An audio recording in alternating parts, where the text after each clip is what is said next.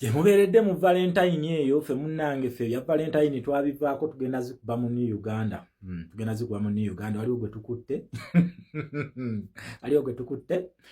Bakyali mu kwedifendinga ku kya European Union baleese obwana buyanga buli wano ku media bwogera bino nga tebulina kye butegeera naye bali abanene basirise bukyanga bavuma. European Union tebannagivumayo kigambo wadde n'eki ekijja muliro nkiddamu ekijja muliro kubanga oba otunuulidde resolutions ezayisiddwa wansi bagambye nti ebigambo babyogedde ekimala kati yesawa mu facing ku consequences bakugambye twogedde nnyo words ziweddeko kakati consequences are overdue so anytime now tugenda kufunda mu Uganda. Yes, you know who they are. Nabagamba omuntu yena ayina ddawo ne yeebuzaabuza ne yeesubira mbuno tamanyi kintu kye bayita foreign policy engeri gye kikolamu ye takitegeera. Just yabeera mu busiru naye bali bekikwatako bagenda okutuusaako obuliisa maanyi. Foreign policy zigenda batuusaako obuliisa maanyi. Mugenda kakasa. Mugenda kukakasaako. Okitegeera foreign policy zijja zigenda baliisa zigenda batu. Luno si bya kusaagamu. Kati mu Uganda wala abantu bano bajja eno ne bapretending ffe tuli bakitalo nnyo ffe tetugenda kukkiriza colonial interference naye wadde eri emabega abeera mu kkuba kasimu okitegeera abeera kukuba kasimu kale kakati nina okukola kubanga abantu bano system zino zibeera ku bintu bisatu. Ekintu ekisooka bakiyita popular support yeetya yeri ku ggwanga eri ewaka nti bannansi mubeera mu supportinga system zino ne governments zino okusobola okukola kyokolo kyovola abajja mu mmwe ne basaba akalulu kubanga this is how the system was built ya democracy ne human rights nti oba olina okubeera ne popular support okusobola okusimba emirandi ya popular support mugabe ey'oku ground kyovola Ibrahim Traore akola kudita France ne mugaba mukulu tetukukkiriza kati abantu nebagamba mmwe mumugaananga baani mufulume waneeno ne bakasuka ebweru okitegeera because Ibrahim Traore alina popular support kati ne zino gavumenti wezijja zibeera n'ekintu kye tuyita popular support olunaku olwaleero His Excellency Kyagulanyi Ssentamu Robert alina popular support ku ground y'amaanyi nnyo kati buli wobeera ne popular support kino ofuna ekintu kye tuyita international international relations nti ensi zino ddala zino zikirimaanyi ezikkiririza mu democracy ne human rights esatu ezitula ku United Nations Security Council wa Democrats bano kasita bakulaba nti olina popular support wansi nti abantu bakwagala then kitegeeza nti international relation yaabwe naawe kubanga bo balina interest ze beetaaga mu ggwanga eryo kati enkwatagana yaabwe naawe egenda kuba yaki y'amaanyi kyofula abantu abamu wadde bannansi tebabaagala balizootinga mu kubba akalulu naye wa percentage nene okulaga nti bannansi bakyamwagala asobole okulobinga wali ku international asobole okulobinga ku foreign policies oba bano ba international donors oba neno ba funders oba ba democrats oba capitalists abatula ku United Nations Security Council kati ekimukozesa bino onajja nabba akalulu kakati abagezaako okusitula amaloboozi okumulabisa nti nedda toli popular ku ground najja n'abazikiza ne bakuba emigo ne bakwata ne bakasuka mu makomera kugezaako kubikka kintu kye tuyita popular support kati ono abeera ne popular support oyo abeera ne bargaining chip nkiddamu ono alina popular support yabeera ne bargaining chip ku mmeeza y'aba democrats yabeera nayo kati bano kasita bakitegeera nti popular support tekyali ku ground kitegeeza nti international relations zifudde kino osobola kukiraba otya ze mission za Uganda zebaddenga nazo okuva mu 1986 nga tunazo nagundi bazikuze bazitujjeeko mission ezo Uganda yali mu AMISOM yali mu NASCO batuwadde sente eza batadde mu AGOA buli wamu nga weetuli okitegeera then waliwo ne sente ze bayisanga ebbali ez'ebisi agabiki nga baziteeka mu gavumenti yaffe okitegeera kubanga ki baali balina popular support kati nga gwe munnansi kijja kubeerera kizibu nnyo okumanya dealings oba date z'abano abasajja abatula ku United Nations Security Council n'obubbi oba obulisa maanyi bwe bakola ki bwe batukozesa okitegeera so kyekireetera abantu bano okubba akalulu ekyo ekintu bakiyita legitimacy obanga okigize in simple term kye bayita legitimacy okitegeera ekintu ekyo kuki ku United Nations Security Council naye ng'ekintu kino kiva kuki ku popular support gy'obeera okola ki gy'obeera olina ku ground kati olaba nti ne zino ensi kasita zikulaba nga gwe asemberedde nnyo ali kulooza ku ba capitalist bano batandika nabo okuwereetako mugambe tuzimba kintu kye twayita international relations ng'omaze okubeera ne popular support nkugambe nkyakunnyonnyola kintu kye tuyita legitimacy gye twatutte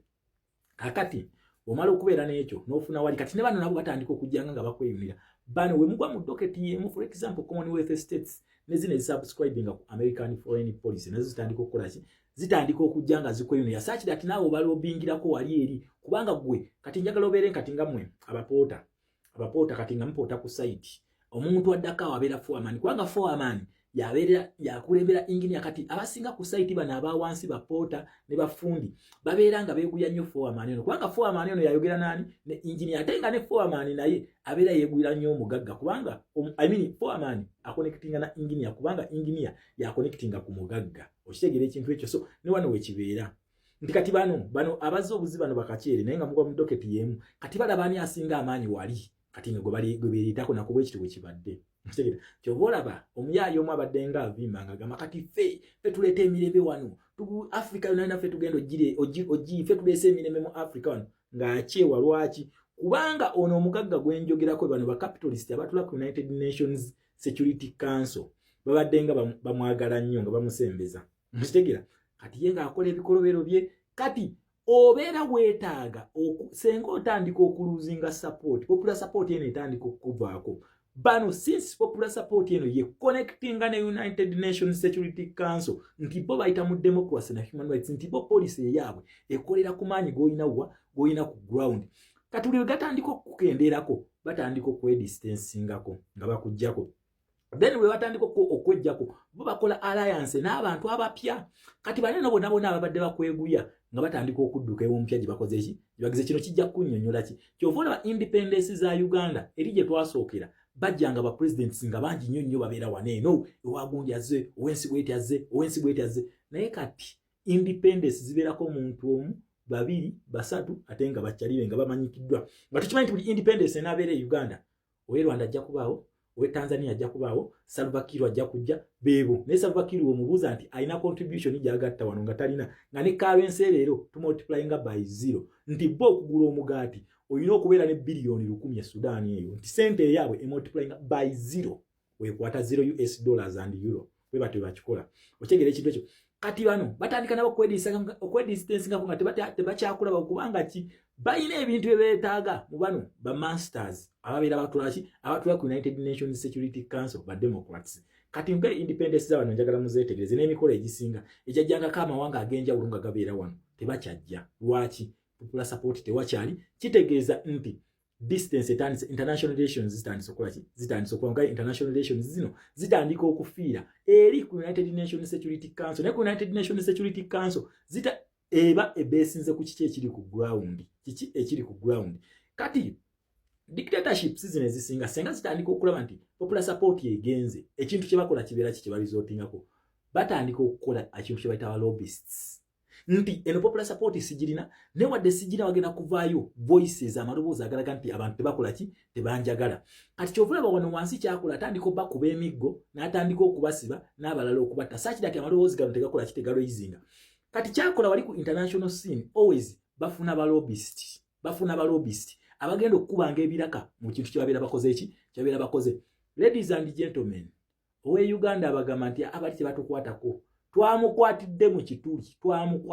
mu kituli n'omusajja gwe bayita Joseph Slavic nga bamuwadde emitwalo 3 aga Uganda gye emitwalo 2.5 buli mwezi egya dola mbu bagezeeko okubika akalulu kali then ne United States of America ereme kureactinga mbu Congress gye bayisa report yayisa ku Congress onagituulire abaana bamugjeeyo kino kitegeeza kinti system egudde kasita batandise okulabisa invisible hand yo basooka ku Million Black ne badda ku Paula ono Joseph Slavic naye awedde kakati muleete omulala nkiddamu muleete omulala kitegeeza bye basiba bye bikutuka kati eno badde eno beebuuzabuuza nabagamba foreign policies zezifuga ensi eno nkiddamu abafuga ensi bali 5 batula ku United Nations Security Council naye abantu aba 5 kuliko 3 in a democratic side then kuliko abantu 2 ku communist side we twogerere essaawa eno kwaba 3 batula ku democratic side legitimacy bamaze ogikoona ku His Excellency Kyagulanyi Sentamu Robert the next president olwokusatu tugenda mu United Nations kulaba resolutions pe mu United Nations twagala Iran tuddeyo mu kalulu tuddeyo nkakasa niwe tuddayo none emirundi 10 nga tulina international observer the independent one not Simon Yarakama we can beat him 1,000 times twetaaga Iran oba electoral audit bagiddemu then we bigana balina tulu ya Rome statute so NRM musindiko omulala ono awedde si bigambo byange singa njogedde mwandigambye nsala ekigambo naye nze ogwange mbawo jesse kubanga mbatuusaako obubaka byonna ebintu nga bwe bitambula waneeno mu ggwanga Uganda. Kijja kuggwa omwana abagambye nti mwejje mwabeeridde mu zi Valentines mu kujaguza celebratinga ate eno biralamu nti munnange eno byabadde birala era nga ssaawa yonna nti omukulu agenda. Awo tuvuddewo bannange ensonga za Joko Vicky zo zeeyongedde okulanda era essaawa eno etwogerera amawulire genfuna nti kyawedde ajja kuttibwa era ajja kubanga awanikibwa ku kalaba. Kino kyaddiridde tubadde ffenna tulindirira nga jjukira akatambi akasooka twagamba mbu AI ne tugamba si bituufu naye kyaddiridde twabadde naffe tuli following waneeno ku TV gya Bwarabu. Vicky ne bamutwala mu nnyumba mwe yali akola era bwe bamututte mu nnyumba Vicky yayogedde mu Luzungu n'agamba ng'abalaga ku buliri nga bwe kyali nga bwe kyali ng'atta mukama we. Bwe kigambibwa Vicky agamba nti mukama we anti ye Vicky yakikola oluvannyuma lw'omukama we okumugamba nti emmere gye nkuwadde simanyi erimu obutwa ko ye n'agamba bw'oba ompadde obutwa nange kankutte ffenna tufe babiri. Esitoola eri awo bwetyo. Weewaawo amu bagamba nti nedda Vicky ayinza okuba bamulimbye nti bw'onaayogera amazima tujja kukuta biki kankutwalewo olabe kasitoole ka. Mujjukira Kadaama gwe bagamba nti yatta mama we mu ggwanga lya Syria.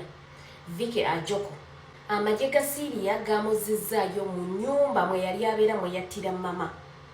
ne bamugamba abalage bwe yakikola. Wetegereze vidiyo eno. That night, by the time I did this, we remained only two because the son was staying here at around midnight. Coming to midnight, he went back. And by the time when Mama told me that you have already poisoned, I think that we are going to die together because you have already poisoned me. And I told her that you take me back to the office. You don't want to take me back. What is going on? My heart is telling me to go back. So by the time he told me, I said, okay, you poison me. I'm crying that I'm suffered malaria. You already poisoned me. Today we are going to finish. So at around 3 at night, I went and picked this thing to the kitchen. And I came, I did this thing. After this, I went and swallowed medicine. I took Marame, I pour a fuel. I want to kill myself here. I waited for die. Pulidde mu bigambo bye nti we baamugamba mama we yamugamba kale mbuye yagamba mama ntwala ku ofiisi ndowooza addeyo Uganda ko mama kwe kumugamba ne wenkutwala namaze dde okuwa obutwa nti baamala dde okuwa obutwa ko yembo n'agamba nti bw'oba wampadde obutwa nange kankutte tufe ffembi muganda wange oba omukyala baamusuubiza nti bw'onaayogera amazima tujja kutta teri amanya ekituufu naye sitoola eno bannange eyungula amaziga era emalamu amaanyi mawulire si malungi yadde n'akamu. Vicky muzadde alina abaana 2 eno e Uganda naye amawulire geego kade yongera okutwaliriza nga nkuwa ku bantu abeeyongera okuba nga bannalayizinga ensonga eno. Video ya Ajok Vicky yashohora yagamba twemuteekateeka ngu nakugamba nitwe ari kutugambira ko aragaruke Uganda wabura oba bamubihire biki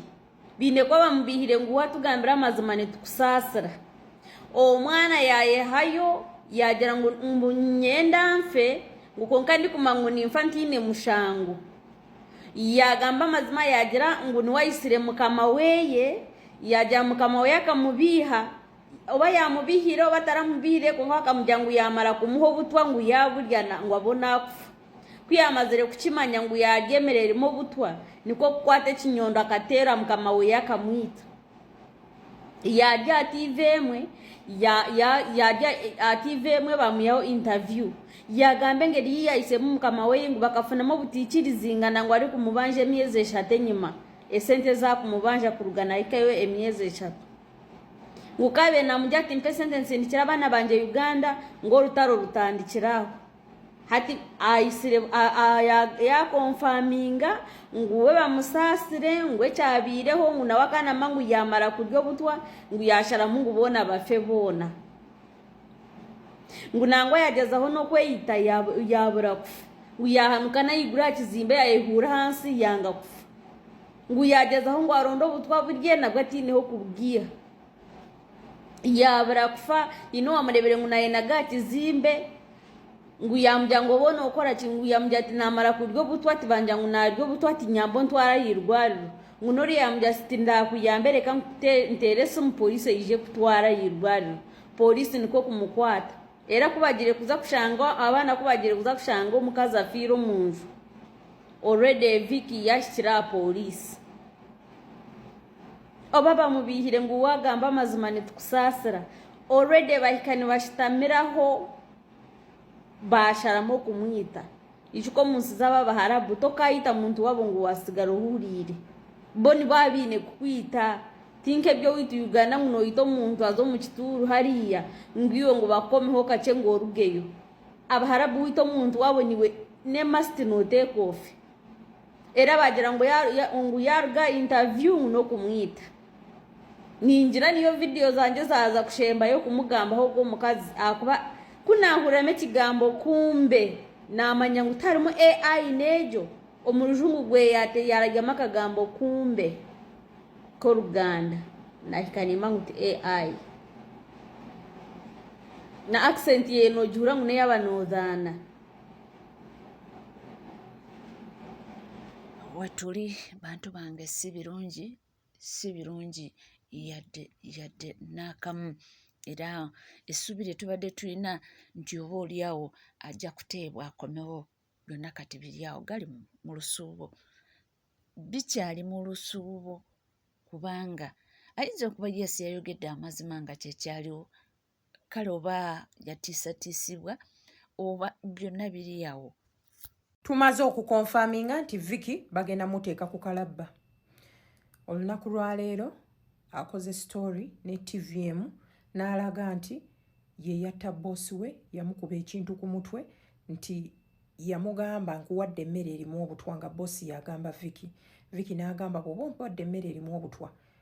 kankutte naawe oveewo tufe ffenna n'agezaako okwekolako suicide mirundi 3 ne bigaana